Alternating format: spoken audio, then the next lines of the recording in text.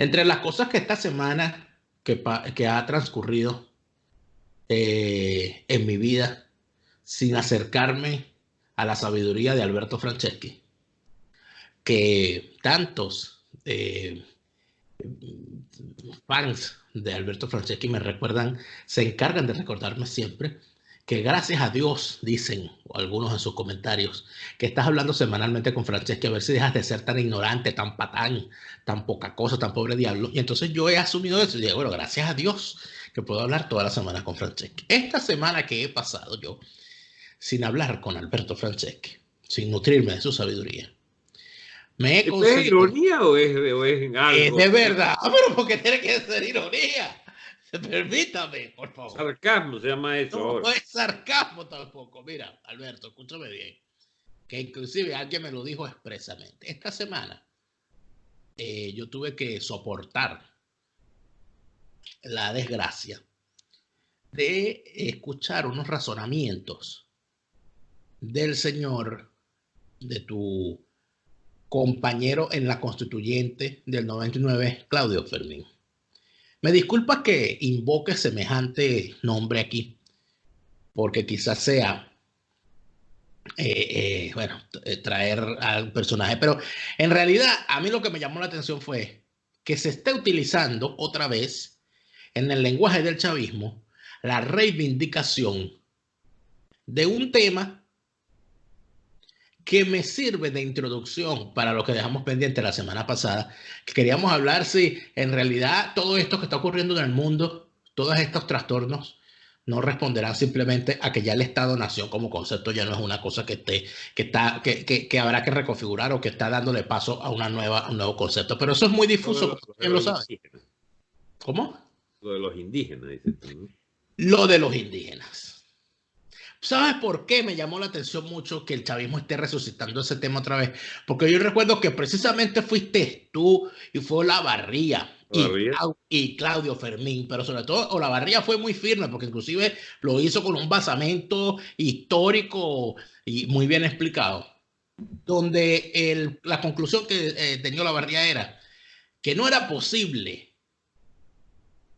darle viabilidad al Estado venezolano basándose en reconocer en función de lo establecido en el derecho como pueblo, la palabra pueblo, a las comunidades aborígenes venezolanas, que ha dado en llamar al chavismo pueblos originarios. Y decía Olavarría, pero si usted le va a dar la característica de pueblo a los guayú, a los pemón, a los yanomami, a todas esas culturas, ellos, sintiéndose pueblos en función de la Constitución, podrán inclusive atropellar al Estado Nacional venezolano y decir, nosotros como pueblo declaramos nuestra independencia. Esa discusión que se dio en el 99, ¿qué tanta importancia puede tener eso para el chavismo como para que vengan a resucitarlo ahorita, Alberto? Y que vengan a ponerlo como una cosa, hay que aumentar la representación de los pueblos aborígenes en el Parlamento. ¿Qué está pasando aquí? ¿De dónde sacaron ellos eso? Para empezar, ¿tú tienes idea? Plata. ¿Por qué? Todo movimiento que reivindique la diferenciación dentro de las naciones está financiado por el globalismo, por esa tendencia perniciosa de buscar la destrucción de los estados nacionales para conformar, por ejemplo, la Europa de las regiones, por ejemplo, la venezolanidad a medias de los que son aplastantemente mayoritarios, 89, ¿qué? 96%, 97%, no somos indígenas, ni queremos serlo. Entonces, 1 o 2% de esos indígenas reales que pueden existir, cuidado si estoy exagerando, porque a lo mejor es medio por ciento. Nadie ha contado realmente qué es el indígena de Guayuco, chico, que se droga todavía con esas varas, ¿cómo se llama allá? Los maquiritares, pemones, allá adentro, Los o los Yanomami. yaroa. ¿Eh? Los Yanomami ¿Cuántos son. son? ¿Cuántos son? 40.000, 100.000, 200.000, 300.000. O sea, no llega, puede ser que no llegue ni siquiera al 1%. y se les estaba dando las tierras de un tercio del país, eran territorios de los indígenas, en aquella discusión de la constituyente. ¿De dónde venía eso? Suponte que no haya sido financiado en ese momento por las tendencias del globalismo que buscan siempre dividir hombres de mujeres, sexos, ¿cómo se llama? Regiones, separatismos, de toda clase de vaina que buscan siempre para fracturar los territorios y la soberanía, que es lo importante. La soberanía de Venezuela, ¿a quién pertenece? A, qué sé yo, a los motilones en la sierra de allá de los Montes de Oca, o a los venezolanos, porque ni siquiera pertenece a los zulianos. La entidad Venezuela requiere de un control para los venezolanos, son sujetos de soberanía, y ninguna facción, sector, raza, subraza, etnia, nada que puede sustituir al control de la soberanía de los venezolanos sobre el territorio. Todo el que ose fracturar esa vaina y le dé, por ejemplo, representaciones específicas, debería entonces ir hasta las últimas consecuencias. Y ahí está lo importante de esta discusión, no solo en Venezuela, en España es crucial esta discusión. Claro, no, pero es que, por eso es que te lo digo, porque es que es que estamos hablando de España, pero estamos hablando que eso ha sido, no es que es una discusión en España, es que a España se le ha ido la vida durante siglos en esta discusión. Es que la guerra civil, ¿qué fue? Siempre ha habido la guerra civil, Alberto, y qué fue su resultado, sino una defensa de la unidad de España. ¿Qué fueron los reyes católicos sino una gran unificación? ¿Qué fue la reconquista española? ¿Qué fue la expulsión de los judíos y de los musulmanes? Sino una defensa mala o buena, pero al final una defensa dentro de los complejos o dentro de lo que se consideraba en la época de lo que significaba ser hispano, por Dios. Te lo decía, este es un tema omnipresente en demasiados escenarios. España terminará en una guerra civil, te lo participo de una vez en mi más íntima convicción. Primero intentarán amputarle territorios, instigado por esta misma filosofía del globalismo, que significa fracturar a Europa, liquidar los estados nacionales, arrinconar la soberanía de la inmensa mayoría de los españoles en tributo, en aras, en defensa de esas parcialidades de izquierdistas y de irredentos, de todas estas benditas nacionalidades, pero fragmentarias, porque son residuos de vocaciones, ¿cómo se llama esto, chicos? De autoafirmaciones identitarias que no tienen el mayor destino, sino el de joder, porque el término no puede ser sino ese. Lo que buscan es plata, lo que buscan es tener el reconocimiento de que son algo distinto al resto de la nación para derivar beneficios. Todas esas ONGs, por ejemplo, es el reino de las ONG, es toda democracia débil o todo estado desfalleciente o con problemas de afirmar su autoridad sobre el conjunto de quienes ejercen la soberanía. En España no hay sino una sola soberanía, la del pueblo español, y mucha gente se confunde porque hay portavoces de todas clases y de todos los tamaños. Por ejemplo, estos imbéciles de Podemos hablan del derecho a decidir. ¿Mas qué derecho a decidir tienes tú si no eres el sujeto de la soberanía de España? Tú no puedes decidir sobre una parte de España, así como tampoco ninguna etnia, ningún pueblo originario, ni nada por el estilo tiene derecho a decidir por encima de lo que quedó constituido en 1830, como la República de Venezuela, para bien o para mal. Ese es un hecho histórico, irreversible. Podemos hacerlo reversible, pero cuando tú empiezas a dinamitar esa unidad del país en base a etnias, clases sociales, sexos, etcétera, son bombas de tiempo para que el país tenga que afrontar el dilema indócil de eres o no eres una nación constituida. Y lo único que, pero fíjate que eso es interesante porque yo he visto el proceso catalán, he intentado entender a los catalanes. No puedes. A los catalanes independentistas. He intentado entenderlos y veo los planteamientos y siempre he pensado lo mismo, Alberto. Digo, esta gente no se ha leído, porque es que tiene una ignorancia supina manipulando ignorantes. Porque si los tipos se hubiesen leído, si hubiesen tenido el tino, nada más que no lo hicieron, de leerse el ideario independentista de los latinoamericanos de 1810. Los tipos hubiesen entendido bien temprano que lo que estaban intentando hacer, de la forma en que estaban intentándolo, no iba para ninguna parte. Los que hicieron algo, los que entendieron, pero en la praxis se fueron de palos y quedó muy mal, fueron estos aversales independentistas vascos que entendieron que la única forma de tú independizarte de un Estado en los tiempos modernos es por la vía armada y teniendo una fuerza superior, y aún así no lo lograron. Cuando tú ves a los catalanes en esto y cuando ves a las discusiones que se han dado durante muchísimos años en Italia en regiones que sienten que son otra cosa distinta, las discusiones que te ves en otros, y te aterrizas en la Venezuela de hoy, donde entonces empiezan a sacudirte el tema indigenista. No, porque los pueblos aborígenes. Mira, Dani, hay una línea común en todas estas discusiones. La ignorancia. Sí. Eso es un tema para ignorantes, de ignorantes, y que proponen líneas de acción para ignorantes. Hay una sola pregunta que hay que hacerle a cualquier catalán para ver si entiende, si le entra en esa pequeña mollera, que tras 11 siglos de nación histórica que es España, que se conformó a lo largo de siglos, Dios mío, y como nación política, por si faltaran dudas, desde la Constitución de Cádiz de 1812, es una nación política, digamos, ya superada incluso la monarquía absoluta, porque siendo que sigue la monarquía de Fernando VII, el soberano a partir de la Constitución de Cádiz del 1812 es la nación española, ya no más el rey.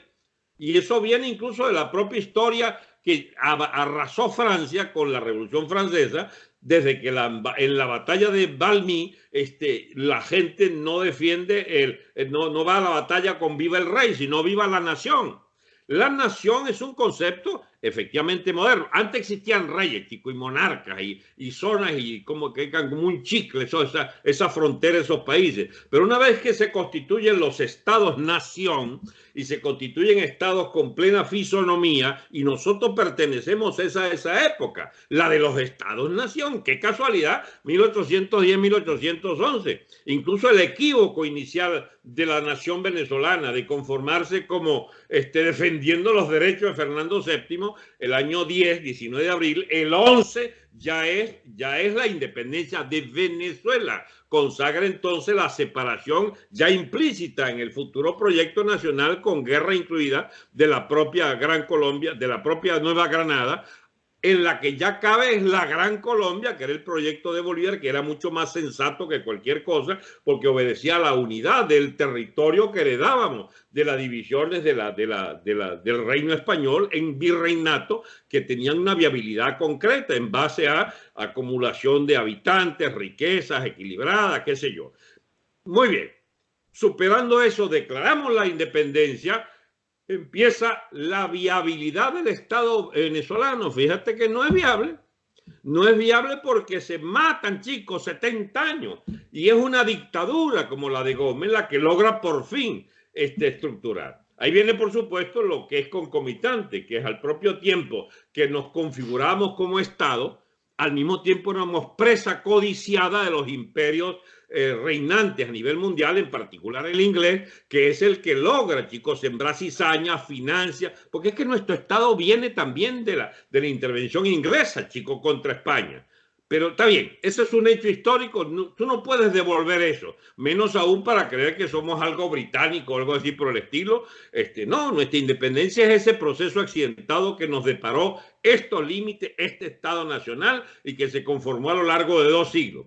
Lo que tú no puedes es, además de las taras históricas que arrastramos, agregarle ahora que 1/3 del territorio era indígena, que era lo que defendía. Yo recuerdo esos debates encendidos en la Constituyente, donde Olavarría hacía pues, unas intervenciones eruditas de lo que significaba, chico, este problema de la entidad, de la soberanía, del sujeto de soberanía, claro, etcétera. Claro, pero que yo pensaba que era un debate que había sido lo suficientemente superado, porque estábamos hablando de una persona con el vasto conocimiento de la ocupación territorial del Venezuela, de la constitución del Estado venezolano, frente a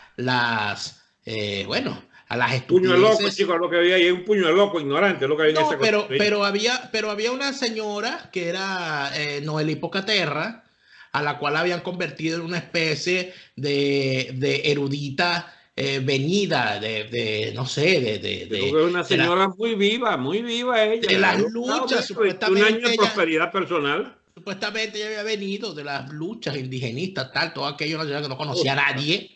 Y la señora estaba defendiendo toda una cantidad de cosas allí, donde pero el que puso orden finalmente en la argumentación terminó siendo la Barría. Pero el asunto es, el chavismo no pudo en aquel momento imponer lo que de verdad querían, que era eso, de darle categoría de pueblo a los indígenas. O sea, la Barría, el debate se logró parar dentro del propio chavismo, entiendo yo, que lograron detener eso. Ahora, la pregunta aquí va más allá. ¿Tenemos conciencia nacional los venezolanos? ¿La tenían esos constituyentes que estaban ahí cuando tú veías esos debates? No, chicos, es un puño de locos ignorantes, la inmensa mayoría, chicos. Eso ni sabían de qué se discutía. Las nociones sobre nación, Estado, tipos de Estado, lo de los propios imperios. Lo que ellos sí sabían era que había que pelear contra el imperialismo norteamericano. Se llenaban la boca con esa pendejera. Bueno, y resulta que nunca entendieron y no van a entender que la independencia nuestra es hija del Imperio Británico, por ejemplo. Eso nunca lo van a entender. En lugar de aceptarlo como un dictat de la historia, como una consecuencia lógica de la lucha de imperios, que bueno, nos tocó en suerte tener un liderazgo nacional que, aprovechando la contradicción ¿cómo se llama?, de Inglaterra contra Francia, usó, o es que no se acuerdan de la ¿cómo se llama?, la proclama ya, el desembarco desde Jamaica y Kingston y Petión y ¿qué es ese lenguaje de Bolívar siempre ligado a una empresa desde el Caribe? Son islas inglesas, chicos, francesas, que estaban contra la hegemonía española en este territorio ¿cómo se llama?, de lo que sería la Gran Colombia, Nueva Granada, pues. Ahora, una vez que se produce el hecho de la independencia, hay otras discusiones que ya sustituyeron eso, donde la pasividad reina por su presencia, en que, bueno, había que someterse a esos dictados. ¿Y cuál era ese dictado? ¿Cómo se llama? La deuda con Inglaterra, siempre empeñada en esclavizarnos mediante la deuda. Y eso llega hasta principios del siglo XX, cuando hasta se animan a mandar una fragata fecha vaina aquí en las costas. Y vienen los yanquis, le echan un susto y lo sacan de aquí. Y Gómez, aprovechando además que tenía plata por el petróleo, termina y paga esa vaina y se espantó ese gran dilema venezolano de si era dependiente o no de la bendita deuda externa.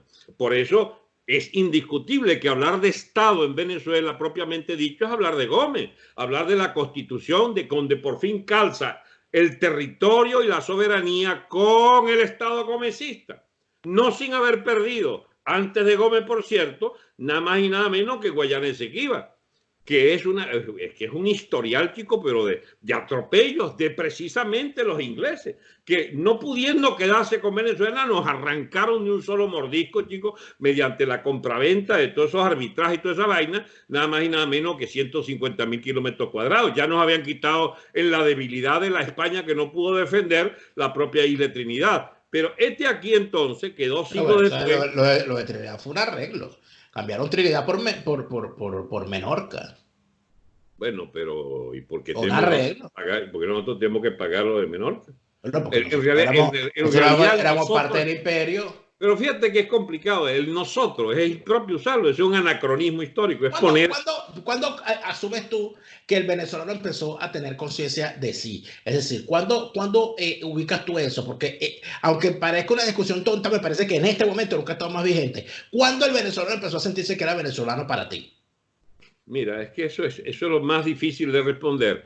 Porque cuando el señor Bolívar resuelve hacer la guerra a muerte, que es un decreto racista, genocida, de españoles y canarios, contad con la muerte, aún siendo indiferente. Oye, chico, aún siendo inocentes, que es más grave.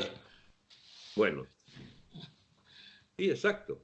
Ajá, lo indiferente lo de los criollos. Y venezolanos, contad con la muerte, aunque seáis. Contad con la vida, aunque seáis indiferentes. Exactamente. Y aunque seáis culpables incluso. O sea, es un decreto racista genocida, un decreto nazi. Pero tampoco le cargues tanto la tinta, ¿no? Ay, ¿por qué no? ¿Por qué No, no? porque tú Eso no es puedes discutir usar. sobre un hecho histórico absolutamente No, visible. no, Alberto, porque si tú utilizas el término genocida antes de que el término Era apareciera, genocida. antes de que el término aparezca en la jurisprudencia Pero sí, es un histórica, anacronismo también. Es una es una ucronía. equivocación. No, porque entonces agarras y le das justificación a los que dicen que la llegada de los españoles a América fue un genocidio. Y es imposible que tú hables de genocidio traspolando los tiempos. Es como que me vengas ahorita y me hables de crímenes de lesa humanidad y se los endilgas a Bolívar. Ah, que haya habido Mira, crímenes de guerra, otra cosa. a veces aclarando oscurecemos. Lo de la conquista ¿cómo se llama? Y ocupación del reino español de nuestras tierras nunca contó con un decreto de guerra-muerte por parte de España. Hubo No una es eso cantidad lo de que he abusos dicho. Lo que he iniciales en la dicho etapa de es la que conquista. que la propaganda, la leyenda negra, establece que los españoles al llegar a América cometieron un genocidio. Y el término genocidio es un término legal, es un término establecido, es un término que utilizarlo de forma alegre puede ser difícil Mira, cuando tú dices que el decreto de guerra-muerte fue, mira, vamos a hacer una fue cosa. genocida. Hagamos un pacto superior a todas estas desavenencias. Es que tú y yo estamos de acuerdo en demasiadas cosas como para poner una pelea por esa vaina. Está bien, lo que tú quieras, pero es concreto que cuando tú me preguntas cuándo empieza Venezuela, entre otros hechos, Venezuela comienza, mira, es un largo proceso de identidad que tarda prácticamente la mitad del 17, porque el Real Consulado que es 1770 y pico, 80 y pico. El Real Consulado no existía antes, el Real Consulado de Venezuela, la propia, ¿cómo se llama esto? La Real Audiencia de Caracas, el Obispado de Coro, que es dos siglos antes, es parte de la identidad venezolana. La Junta Patriótica, es luego de la Junta Restauradora de los Derechos de Fernando VII. Hasta ahí no había Venezuela distinta. Y a un año después se dieron cuenta que estaban pifiando la completa, que había que ir más a fondo en el aprovechamiento, el desgarramiento del reino español. Y ¿A ti no entonces te van a la parece? independencia. A mí Ajá. me parece, fíjate, a mí me parece, aunque creas que me estoy desviando o dispersando. Es que tú has hecho unas preguntas que son genéricas para como ahí caben Sí, muchas cosas, Daniel. claro, porque soy genérico a veces. Pero es que fíjate tú que el punto al que yo quería llegar, Ajá. en mi opinión, el venezolano empieza a reconocerse como tal a partir del momento en que empieza a conocerse. Cuando un andino llega a Caracas y el caraqueño se entera cómo habla el andino, Uh-huh. qué piensa el andino y cómo actúa un andino. En la Venezuela previa a Gómez y durante buena parte del gomecismo, antes de la llegada de los andinos al poder, un carupanero no sabía cómo hablaba un andino y un andino no sabía cómo vivió un margariteño. La unificación del país, aunque la gente no lo crea, que arrancó con el periodo de Gómez y que tiene, por cierto, una llegada, diría yo, hasta el gobierno de Leoni, que fueron cuando se hicieron las grandes obras de infraestructura en todo ese periodo, incluyendo, por supuesto, el trienio ADECO, incluyendo a Pérez Jiménez, incluyendo Betancur y Leoni. En ese periodo se hicieron las grandes obras de infraestructura que permitieron unificar al país. Fue cuando el venezolano, en ese periodo, yo diría que el venezolano empieza a sentir, cuando hablas de Venezuela, ¿qué es Venezuela? Si tú jamás has conocido, si tú estás metido en Sinamaica, ¿qué vas a saber? Si tú estás metido en La Guajira, y lo que tú ves es La Guajira. Y te hablan de Venezuela. Y por eso es que tú veías lo que hablaban los tipos, la forma como hablaban Claro, de sí mismos. Yo soy oriental, yo soy andino. claro. Pero fíjate tú, curiosamente tú has tocado una zona del país, una etnia. Hay dos o tres etnias, creo, en la Guajira. Guayú, ¿cuál es la otra? Están los La barí, Guajira. ¿no? Están los barí. Ok. Es una gente que tiene unas etnias muy asociadas allí, muy únicas, muy unidas. Tienen lengua común y tienen un territorio común. Se reconocen como nación. Son nación, pequeño problema. Esas fueron etnias, para llamarlas bien feo, chicos, derrotadas históricamente por la posesión de sus tierras por parte de repúblicas nacidas al calor de la etapa de la conformación de la república llamadas burguesas de Venezuela y Colombia. Pero No hay nación en estricto sentido, no hay nación guajira, teniendo todos los méritos para hacerlo, Pero es que no les cabe. Hay unas que se quedan en el camino y otras que sí triunfan. Para empezar, porque no quieren. Pero fíjate tú que los guayú nunca pelearon. Los guayú nunca hicieron una guerra contra nadie. Muy bien, entonces interesante, pero cuando ellos reclaman su derecho a pasar para allá y para acá contrabandeando, que es lo que quieren, ellos buscan la unidad de su raza, de su territorio. Ellos asumen que todo eso, y de alguna manera podrían tener razón, pero entonces allí donde está el pequeño problema. ¿Qué es lo que les estorba? ¿Les estorba la frontera o les estorba la existencia del Estado? Es lo mismo que lo que les estorba, es lo mismo que le estorba al catalán, es lo mismo que le estorba al que cree en la existencia de Padania en Italia, es lo mismo que le estorba al independentista del norte de Irlanda. Hay cosas comunes y no comunes. La clave, por ejemplo, para preguntarle a un catalán qué es lo que tú defiendes, cuando antes que vaya a empezar a hablar te dice, nómame un rey catalán, por favor. No lo hay. Desde que existía, ¿cómo se llama? Hispania, la Hispania romana, ya de que existía los pueblos originarios de Iberia, no hay rey catalán. Nunca hubo una zona específica. Sí, la hubo como comarca, etcétera, como toda comarca del mundo tiene nombres y tiene afinidades. Y efectivamente en esas zonas se hablaba más el español que cualquier otra lengua, porque era la lengua franca, era la lengua de toda España. Nunca el español fue obligatorio para ninguna región de España. Se dio naturalmente en el proceso de la facilidad y de la riqueza enorme de la lengua hispánica, de la lengua castellana, se dio la primacía de esa lengua y el catalán quedó relegado más como una lengua entre el francés y el español, que quedó allí vinculado a esa zona de frontera de lo que era pues la zona de Cataluña, ¿no? Pero esta pretensión de los catalanes de ser un Estado propio, tener un Estado propio, de reclamar la soberanía contra la mayoría de la población, de prohibir el español como lengua, digamos, oficial o vehicular también, porque es que si no lo han perseguido porque no han podido, pero un día de esto lo empiezan a perseguirlo. De hecho, empiezan prohibiéndole a los niños que hablen español hasta en los recreos en la escuela.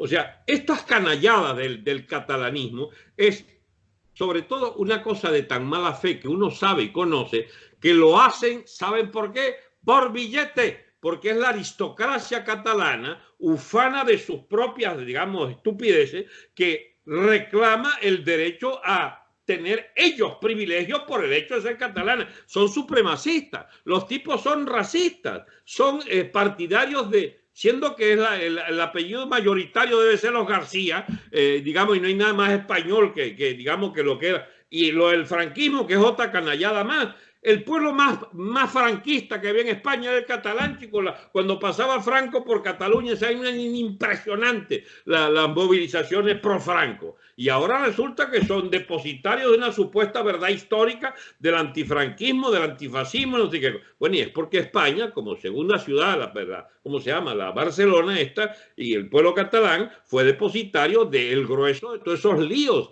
de la conformación de España como nación, donde la mayoría de españoles habla español, habla castellano y les, digamos, naturalmente les arrincona, pero no por decisión del Estado, es por una decisión del propio pueblo español que siguió emigrando normalmente en libertad y formó allí una mayoría no catalana. Pero fíjate, fíjate tú algo.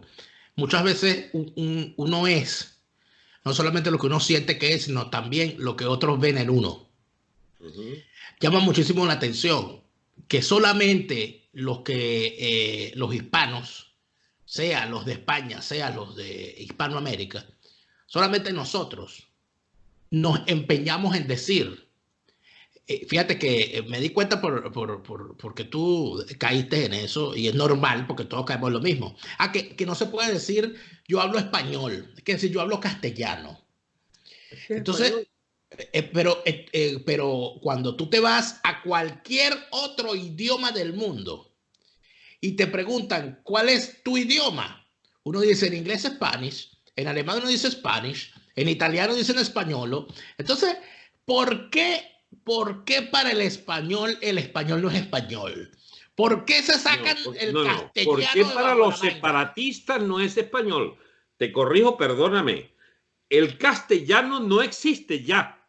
El castellano se fusionó con otras 1000 derivaciones del propio castellano en tierras de América y en la propia península, y lo que es común a todos son vocablos de español, no de Castilla.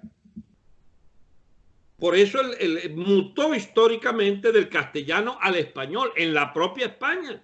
Si esto es una cosa ya zanjada históricamente. No sería una gran frustración para los catalanes darse cuenta de que en caso de que ellos alcancen la independencia y constituyan un Estado independiente del Estado español, estarán fracasando, pues el Estado como concepto ya pasó a la historia. Mira, Daniel, es más complicado que esto, porque fíjate que tienen apoyo. Tienen apoyo, ¿saben quiénes? En todos los enemigos de España, en todos los partidarios de pulverizar España, como pulverizar los estados europeos. Si lo que te viene en Europa es unas vainas raras de unas guerras civiles rarísimas, de reivindicación de derechos de minoría, hasta hacer estallar hasta el todopoderoso y unitario Estado francés. Porque ahí hay el reclamo histórico de la vocación de islamistas de separarse de España. Yo no te estoy hablando de hoy, yo te estoy hablando dentro de 20 años.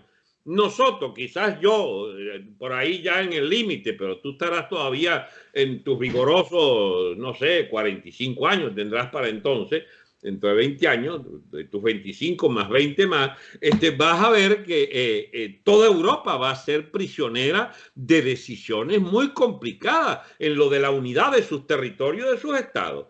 La mancha islámica va ganando terreno. ¿Por qué en España es donde menos hay este lío y la quieren meter en ese lío? Porque España está fundada sobre la expulsión del Islam, chicos. Y la expulsión, digamos, de todo plan de los norafricanos para cogerse esa vaina. Y no solo eso, sino la que ayudó a mantener a raya a los islámicos por allá, por los Balcanes, hasta llegar a las puertas de Austria, hasta las puertas de Viena y echarlos atrás. No te olvides que esa parte del mundo era también bajo control español. Resultado, no hay historia de los estados europeos, de los estados de Europa en su fisonomía actual, que no tenga que ver con la madre de todos esos procesos que es España, porque España es anterior a la propia Europa. Pero fíjate a dónde hemos llegado.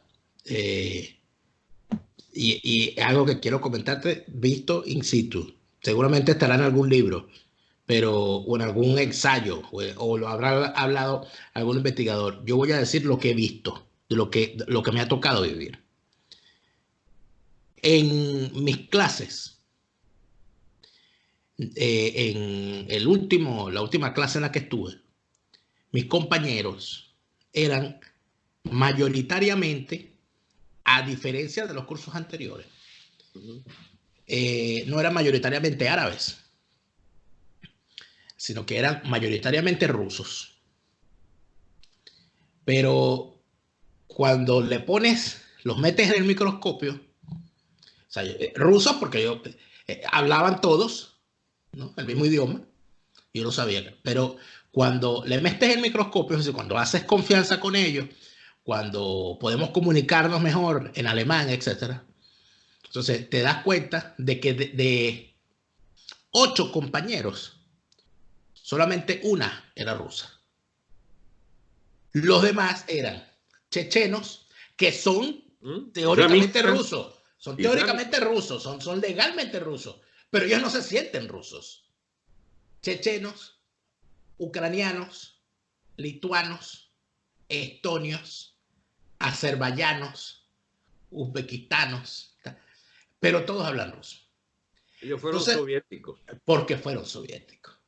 Entonces, lo interesante del asunto es cómo hay unos que por su edad solamente pueden hablar en ruso, pero no pueden leer ni escribir en ruso, porque el ruso lo hablan en su casa, pero ya en los países en los que están, por la edad que tienen, ya no se enseña el ruso porque se tiene la lengua propia que han impuesto también y todo aquello. Entonces es como una cosa difusa y tal. Entonces, pero cuando tú vas, cuando te das cuenta de esto, entonces notas un asunto. Un ucraniano que fuera de Ucrania, tiene que, para darse a entender, tiene que hablar en ruso, un lituano que con el lituano no llega ni a la esquina. Es lo que llaman lengua vehicular. Entonces uno se pregunta, bueno, ¿es que acaso cuando se reivindicaba que la Unión Soviética dejara ir a esos pueblos oprimidos, a los pueblos bálticos, y a todas estas naciones reales a las cuales había tenido oprimido durante por lo menos 70 años, en algunos casos muchos más, porque estaban bajo la bota del imperio zarista? Uno entonces se pregunta, ¿de verdad existía una nación viable que pudiese sustentarse por sí misma? Porque uno los ve migrando, uno los ve contando lo que la pobreza que hay en sus países, las pobrezas en Lituania, en Letonia y Estonia, es una cosa espantosa. La situación que hay en Ucrania es para sentarse a llorar por días. De la situación de guerra, la situación de desánimo, cómo el joven ucraniano siente que tiene que huir, aunque en el sitio donde esté no haya guerra, dice, no, me tengo que ir porque aquí va a llegar la guerra en algún momento. Yo veo eso y yo digo, bueno, pero esto es Hispanoamérica. Esto es exactamente lo mismo que estamos viviendo en Hispanoamérica. O sea, cuando yo veo a los lituanos, veo a los centroamericanos huyendo para cualquier parte. Mira, Dani, qué cosa contigo, ¿no? No es un reproche, es una salutación. Que tú abres temas y abres temas. No hemos salido del tema. ¿Sabes nada más y nada menos lo que has abierto como tema? ¿Era lícito o no la existencia de un imperio soviético? Pudo ser progresivo, el punto de vista era deseable y positivo para la humanidad la existencia de un imperio soviético, porque toda esa gente eran del antiguo imperio soviético, pero que para mayor contradicción histórica, me hablas más de los ucranianos. Tú sabes que los ucranianos son los fundadores de Rusia, chico, y del zarismo. Esa era la antigua Rusia, nace en Kiev, en Ucrania. Eso. El que busque vericuetos de las historias nacionales de esta gente, no hay manera de entender este lío. Y la lengua rusa vehicular de todos es porque hubo la rusificación. Y rusificación es que Rusia, al extender sus fronteras político-estatales a través de la Unión de Repúblicas Socialistas Soviéticas, metió, chico, a la fuerza porque rusificó a todos los niños en las escuelas y les hizo... Tan es así que, chico, 1/3 de Ucrania solo habla ruso. Y ese es el lío de frontera. Y además hubo contrasentidos o locuras o originalidades en la historia ucraniana que había sido propietaria durante 50, 60 años de ¿cómo se llama? La península de Crimea, que no era suya, esa era una península rusa. Pero el primer ministro Khrushchev, de origen ucraniano, le regaló a su patria natal, Ucrania, siendo jefe de toda la Unión Soviética, dueño del partido y del Estado ruso, le dio a su Ucrania natal la península de Crimea, con 98% de población rusa. Entonces, cuando viene Rusia de Putin y dice, devuélveme mi vaina, y vuelven a ocupar Crimea, por cierto, donde está toda la flota hacia los mares calientes, del Mar Negro, el Mar Mediterráneo, está la flota allí en Sebastopol, entonces... Ellos pegan el grito al cielo, Occidente defiende,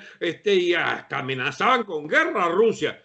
Ya va, es que ese lío es un lío heredado. Los rusos tienen derecho a la tierra ¿cómo se llama esto? De Crimea, porque era una tierra rusa. Pero pequeño problema, antes de ser rusa o rusificada, era de los tártaros de Crimea, que Stalin declaró pueblo traidor. Y los diseminó, chico, en toda la Unión Soviética, los pobres tártaros de Crimea, esto. O sea que también es otra historia de despojo. Mira, los estados es mejor tomarlo por lo que están, por lo que existen y por las aspiraciones de su gente. No sé, porque definitivamente depende la fuerza con la que puedas imponer tu criterio. Pero nosotros podemos defender Venezuela, aunque sea chavista y madurista, ¿no? Nosotros podemos defender ese territorio porque a nadie se le ocurre creer que esa vaina pertenece a otro país ya. Ese territorio nuestro de Venezuela.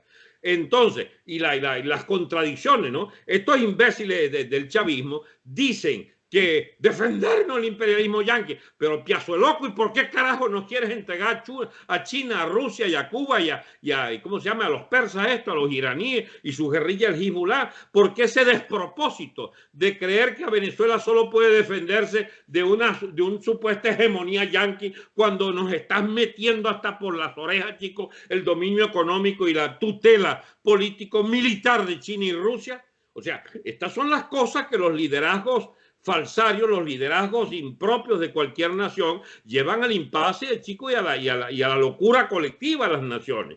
Nosotros tenemos derecho a ese territorio como venezolanos, pero algún día entenderemos que si los caraqueños pueden entender a un ecuatoriano como entendían antes a los andinos, o como podemos entender a los guatemaltecos y a los peruanos, es decir, a todas las nacionalidades de todo el continente, que España llegaba hasta Canadá, hasta Oregón.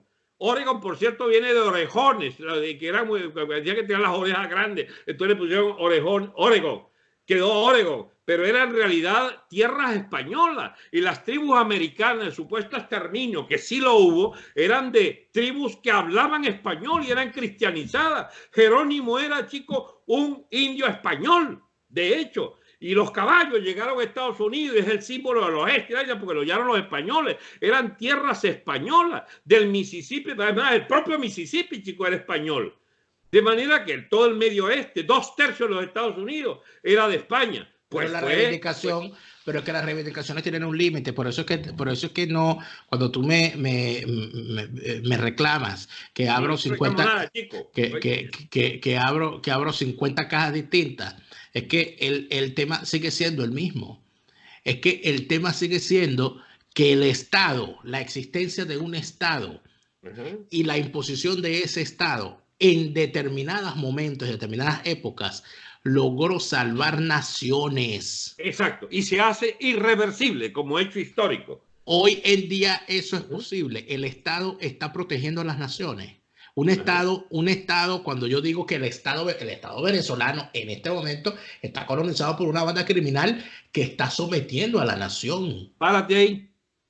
Y hay imperios, nunca se te olvide. Somos producto de la guerra de imperios. Y ocurre que Venezuela no tiene fuerzas propias para emanciparse de la tutela imperial chino-soviética, cubana, etc. Y necesitamos el apoyo del imperio norteamericano. ¿Por qué? Porque son un imperio tan fuerte, capaz de hasta desalojar, y no se animan por el temor a que les cree un enorme lío. Pero nosotros necesitamos que alguien entienda nuestra ¿cómo se llama? Nuestra debilidad, nuestra fragilidad histórica, que ha sido, chico, enterrada por estos vagabundos, chicos, pro-rusos y pro-chinos y pro-cubanos, que han pisoteado la dignidad del pueblo venezolano y quieren pulverizar la nación venezolana. Y de ñapa nos quieren entregar pies y manos atados a los intereses económicos de esos imperios nacientes o de sus agencias locales como Cuba. Nosotros somos una víctima hoy de esa bendita guerra de imperios, y cuando uno se asoma al mundo y quiere que alguien nos ayude, lo que queremos es ayuda de otros imperios, para serte sincero, porque no podemos, la maquinaria de Estado chavista, superarmada, superdisciplinada ideológicamente, esa bosta del comunismo internacional, no puede ser emancipada sin la ayuda de los Estados Unidos. Por eso el dilema de qué es uno, si es más venezolano o es más pitiyanqui. Bueno, chicos, no nos queda otra que ser muy venezolano, pitiyanquis, para poder hacer entender que nosotros necesitamos a Trump. ¿Y por qué no nos gusta la MUD? Porque son partidarios de Obama, chicos, son partidarios de los Clinton, son partidarios de echarle vaina a Trump y de enjuiciarlo y de sacarlo de la presidencia, el bolsa ¿cómo se llama? Vecchio y compañía, y el Borges y todo, porque son partidarios en última instancia de defender el chavismo tal como existe dominando el Estado venezolano. Y cuando nosotros nos pronunciamos a favor de Trump, es porque el tipo ya entendió que no hay manera de ayudar a la oposición venezolana si no es desalojando, destruyendo el Estado chavista.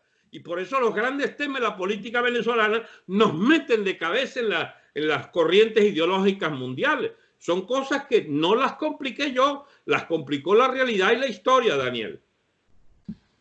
El asunto es que lo complicado no es ni la historia, ni lo que compliques tú, ni lo que complique yo, ni lo que complique nadie. sino los hechos. No es triste la verdad, lo que no tiene remedio. Tú estás hablando de toda una serie de complicaciones. Nos hemos remontado, bueno, hemos paseado desde las tribus aborígenes venezolanas hasta los tártaros de Crimea. Hemos pasado por las lenguas rusificadas, por la historia del Stalin nacido en Georgia y del Nikita nacido en Kiev. Y cuando nosotros aterrizamos en la realidad venezolana y vemos una discusión en base o alrededor del tema electoral, yo te digo sinceramente que a mí me provoca echarme a llorar, ¿viste? A mí, yo doy por perdida Venezuela a veces, cuando veo estos tipos. Es un disparate. Yo sé que es un aforismo. Escúchame. Pero te lo digo porque si uno tiene una comprensión de lo grave de la situación y de lo inmenso del drama y del reto, y ve a unos tipos en una discusión ahí chiquitica no, 3 partidos para mí, mi tarjetica y mi cosa, y mi lista y mi circuito, uno dice, pero bueno, pero aquí ¿con quién cuento yo como ciudadano? ¿Dónde está el liderazgo? Ya va, pero no me desmejores tu nivel, coño, que lo tienes bastante alto. No, Daniel, no discutamos sobre esas pequeñas miserias humanas. Mantente, sí, pero mantente en tu nivel. Discutes casi como erudito en un nivel muy superior a la media. No te rebajes, chico, a las motivaciones, por favor, de Marín o del gordo Marín o del Falsón o de la plata que se quiere ganar, chico, el come mierda. No. Yo estoy hablándote del venezolano. Yo te estoy hablando. No, eso no es el venezolano. Ahí tendríamos que empezar otra discusión. ¿Qué es el venezolano, Daniel? El venezolano es esa bosta que dicen representar estos enanos mentales de la mesita esta. No. Los venezolanos somos tú y somos yo, son ellos también, sí. Son los que están en el bando chavista, son los que están al lado de Guaidó y son los que no se sienten representados por ninguno de ellos. Estamos destinados a pelear entre nosotros para ver qué es lo que prima, porque la gente a veces no entiende la unidad y todos somos de la misma, no somos un carajo de la misma causa, somos distintos y contrarios, y eso hay que entenderlo porque además existen clases. Y además existen grupos y subgrupos sociales, intereses políticos diferenciados, existen intereses. Uno de nuestros dramas, si tú me pones a escoger, Dani, ¿cuál es nuestro principal drama? Te diría, la clase social, nuestra burguesía, nuestra clase propietaria, que por definición le tocaba como élite cultural, política, económica, dirigir la sobrevivencia y defensa de esta nación, se prostituyó hasta límites impresionantes y se convirtieron en agentes rastreros de esta casta de come mierda, entiende, que dirige el país desde la economía y desde el Estado políticamente corrupto del chavismo. Chicos, todos esos grandes apellidotes se fueron por el sumidero, por la cloaca de los bolichicos y boliburgueses. No hay huesos sanos, chicos, en nuestra burguesía. Ese es nuestro drama. Sí, los hay. Yo conozco incluso algunos nombres y apellidos, pero no puedes nombrarlos ni siquiera como apellido porque tienen un hijo, un sobrino o un tío, chico, que es de las piltrafas esas, que ha sostenido y ha seguido siendo potentado bajo el chavismo o se ha hecho potentado bajo el chavismo. El verdadero drama de Venezuela es que fue descabezada su élite. Nosotros, para pensar en un nuevo Estado en Venezuela, necesitamos pensar en una nueva élite, en un nuevo empresariado. Ahora, ¿se puede hacer eso étnicamente limpio? Si ese es el drama también, que no podemos cegar las cabezas, chicos, de 500.000 de hijos de su madre para poder refundar el país. Habrá que coexistir con muchos de ellos, habrá que ser tolerantes con muchos de ellos, pero las cirugías básicas hay que hacerlas. Y esa cirugía básica no se entiende fácilmente porque implica unas contradicciones de tú o yo, no tú o yo digo, o ellos o nosotros. Porque significa refundar el Estado, significa reconstruir instituciones, significa quitar ese palabrerío güero, ese palabrerío hueco de esa constitución, chicos, absolutamente inservible. Necesitamos una constitución que sirva a un Estado fuerte, pequeño, sólido, fundado sobre leyes, sobre respeto irrestricto a la ley, y eso significa orden, eso no significa democracia, te lo digo pero sin ambaje, y eso es una de las grandes estupideces de Estados Unidos, que pretende que solo mediante elecciones, más que elecciones, y las elecciones por definición es una carrera, chico, contra la verdad, contra el ventajismo lógico de quien tenga la plata. Antes era sencillo hablar de derechos electorales contra los propietarios de los medios. Ya va, pero es que ahora los medios y el dinero lo tienen bandas de narcotraficantes, bandas de delincuentes, propietarios del Estado, de las minas de oro. ¿Tú sabías, por cierto, que Zapatero tiene una mina de oro? No, bueno, eso dice esta señora amiga tuya. Lo mandé, el audio, claro, de Piedad Córdoba. Bueno, pero es que entonces es allí donde terminamos, donde comenzamos. Fíjate tú. Bueno, si la izquierda española, la izquierda europea y en particular la española y la latinoamericana, es, como dice el amigo Santiago Armesillas, negro legendaria.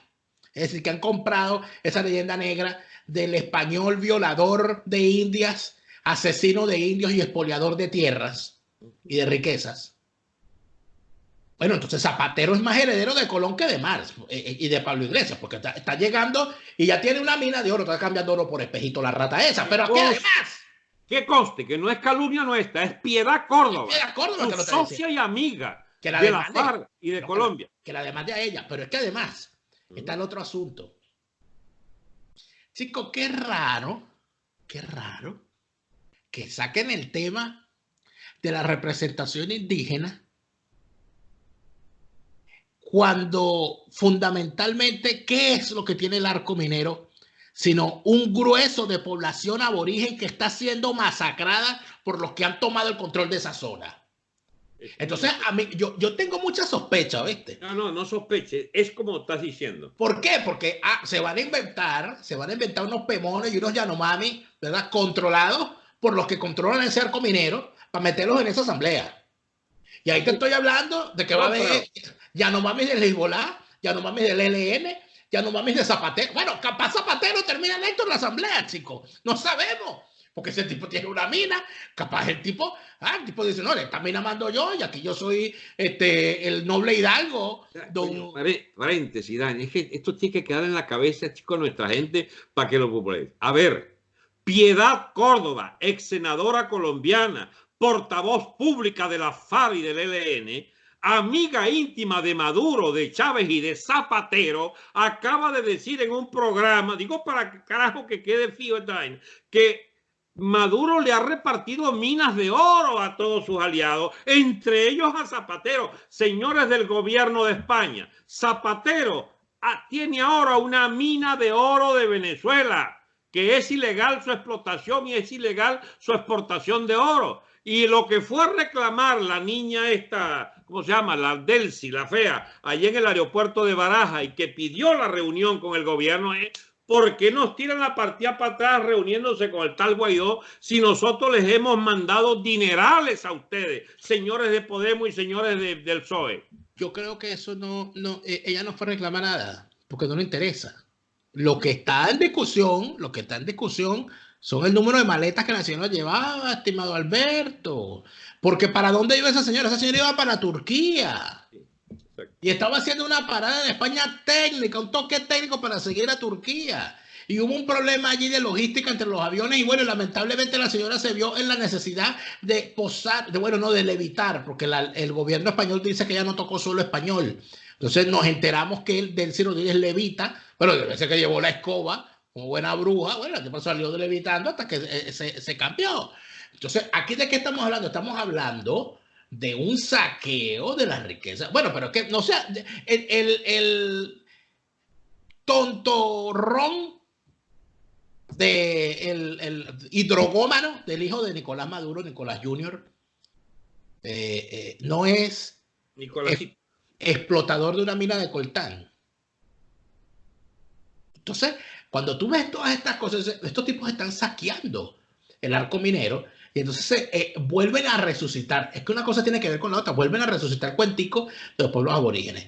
Mira, es que a estos tipos o se les para en seco a tiros y se les saca a rastras y por las greñas. del control del Estado venezolano, pues aquí lo que nos van a dejar es menos de lo que le dejaron a los somalíes. Eso es todo lo que tengo que decir. Mira, Dani, esta historia está lejos de terminar. Yo lamento decepcionar a tantos que aspiran que en muy poco tiempo ya seamos libres. La prueba fehaciente de que esto no está resuelto para nada es que incluso detrás de consignas tan convenientes como el 10, vamos a la gran movilización, siempre hay toda clase de rumores. Tú sabes que acá en Miami está pero cundiendo el rumor de que viene un hecho importantísimo el 10, que no es la movilización de Guaidó, es otra vez un cimbronazo militar, dícese. Yo no creo hasta no verlo, para tu tranquilidad y para la mía, por supuesto. Pero es que esto no va a terminar hasta que no se esguacen a tiros entre ellos. A mí mira, bueno, porque es que ahora, sí. Tú dices que eso no es viable. Es posible que no sea viable. En todo caso, Daniel, el Estado ese chavista como existe, tiene un problema que es que su naturaleza, ¿cuál es? La de un Estado definitiva y totalmente reunido en torno a lo peor de la de Venezuela para sobrevivir por décadas y décadas, o es una contradicción en sí misma, unas tendencias centrífugas y explosivas que van a amenazar permanentemente con recrear toda clase de conflicto en base a la lucha por la posesión de riqueza. O sea, esa mina del hijo de Maduro no le estorba al general tal que quería ampliar su mina al territorio donde está el coltán del hijo de Maduro. Bueno, evidentemente lo que se llama, lo que pasa es que aquí tú sabes que estos tipos... Una guerra de pillos. Bueno, pero es que aquí hay todos los partidos opositores prácticamente en su totalidad son miembros de la Internacional Socialista y ninguno se ha leído a Marx. Ninguno se ha leído a Lenin. Ninguno va a hacer más mínimo esfuerzo por ahondar las contradicciones en el bando enemigo, chicos, que es una cosa tan básica de ustedes los leninistas. Ah, no, disculpa. Tú eres trotskista, disculpa por la confusión. No soy leninista ni soy trotskista, falta el respeto. Pero ese punto de ahondar las contradicciones en el bando enemigo, que es una cosa básica, una noción básica de la praxis política, de unos tipos que dicen ser de izquierda y que les encanta ir para la Internacional Socialista, pero jamás en la vida se han leído más mínimo siquiera manual de cómo combatir a sus enemigos. Bueno, entonces es aquí donde tú dices, pero ahí es donde está lo lógico. Cuando el hijo de Padrino quiere darle unos tiros al hijo de Maduro por el control de la mina, y cuando empiecen ese tipo de problemas, es ahí donde hay que empujarlo, que vayan, que se maten por esas minas. Y cuando los tipos estén agotados por las guerras intestinas que van a presentarse, es allí donde habrá mayores oportunidades. No sé qué piensas tú de eso. Yo pienso que eso hay que tomarlo en cuenta como uno de los factores que van a generar cada vez más crisis y descomposición interna. Lo que yo quiero ver son las reacciones internas de Venezuela cuando por desideratum histórico, es decir, necesidad obligada del imperio americano, resuelva ponerle el ojo de verdad a los intereses para el capitalismo mundial de Occidente, lo que significa las riquezas que están en el subsuelo venezolano. Porque esas no son solo nuestras, esas son de todo el que quiera comprarlas. Claro. Libremente, en un mercado libre. Y nosotros estamos interesados en que el Estado venezolano pueda y deba arbitrar sobre esa riqueza. No la mafia madurista, castrista, rusa o china, sino los venezolanos que deben ser dueños de esto y deben poder privatizar lo que haya que privatizar y generar un libre mercado en torno a ese caudal enorme de materias primas, empezando por las primeras reservas mundiales de petróleo. Entonces, esto no se ha dicho la última palabra. Esto no se hizo parte integrante del territorio chino, ruso o cubano. Esto es mucho lo que hay que todavía, digamos, atizar para que se interesen los Estados Unidos y los países europeos en nuestro destino, que no puede ser el de resignarnos a ser parte, chicos, de una comarca china en la economía o de los dominios o de los intereses rusos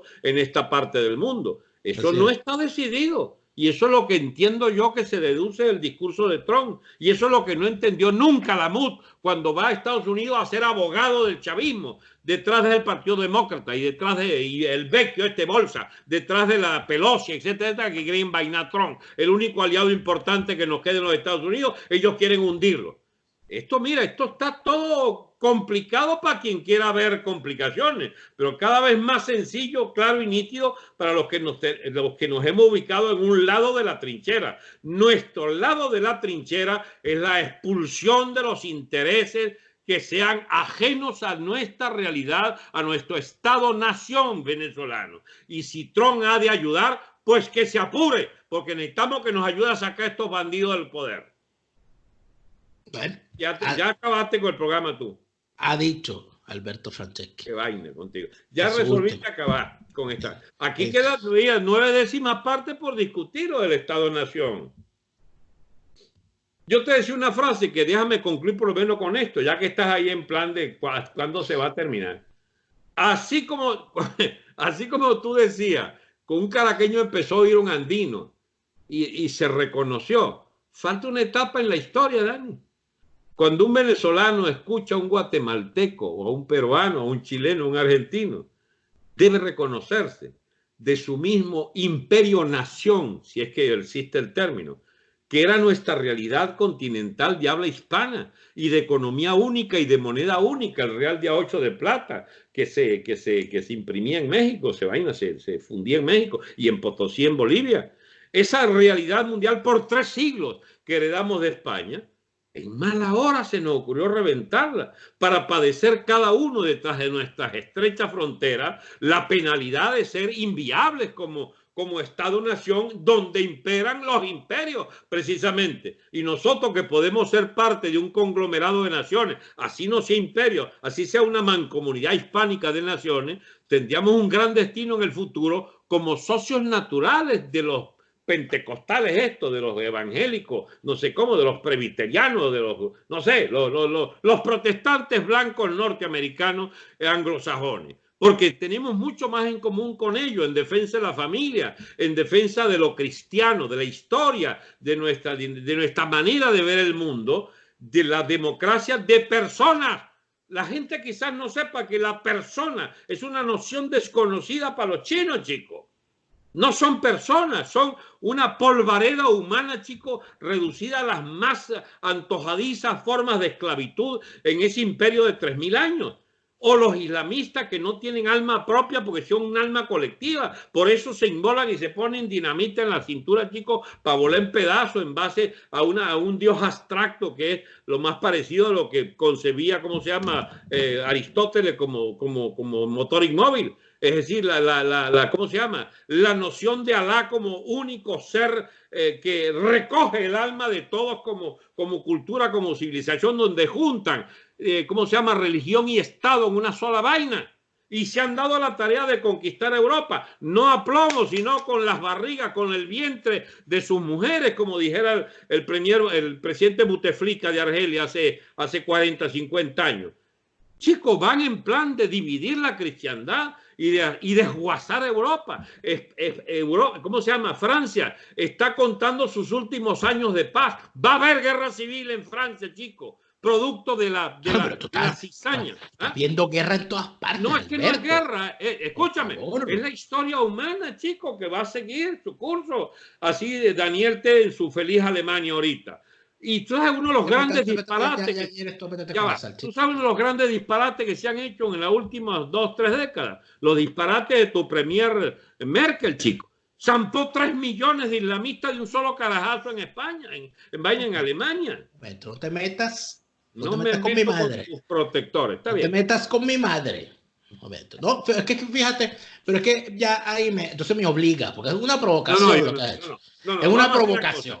Escúchame, no, a mí me mandes a callar. A mí me mandes a callar sin interrumpirte. No me mandes a callar. Fíjate tú que el problema está en la comprensión de las situaciones, como lo ve la sociedad civil en el sentido el real del término, no en el sentido prostituido que hay en Venezuela, y como lo ve la sociedad política. Si algo he podido aprender yo de este país es que la sociedad política tiene un grave problema con el sentir que son los malos de la película en algún momento.